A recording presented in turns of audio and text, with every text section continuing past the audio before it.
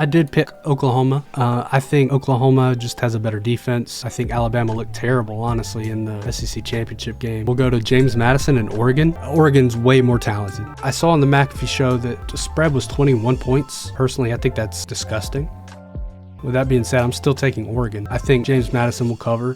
Leads me actually perfectly into this Tulane versus Ole Miss game, because I think this is a perfect opportunity for a team to upset somebody.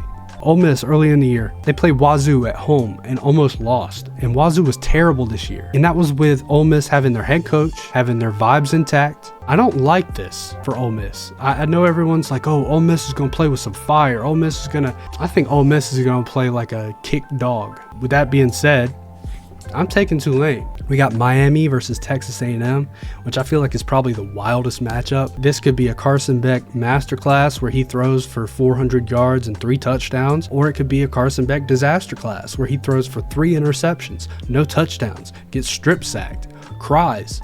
Or it could be like Texas A&M walking out first half against South Carolina looking like a high school team, and then they come out and make Shane Beamer look like the biggest idiot alive because he was hyping up the crowd at halftime like they had won anything. Who has a bigger history of crapping themselves when it matters? Miami. In a big game, I promise you, hell will freeze over before I pick the U. Moving on. I'd like to talk about Oregon and Texas Tech. And I'm not that sold on Oregon. Their biggest win is what? Penn State? They played Indiana close, yeah. When Indiana had to fly halfway across the whole country. I think if I've got to put money on somebody, I want to do Texas Tech. But as those words were leaving my mouth, I thought about it again.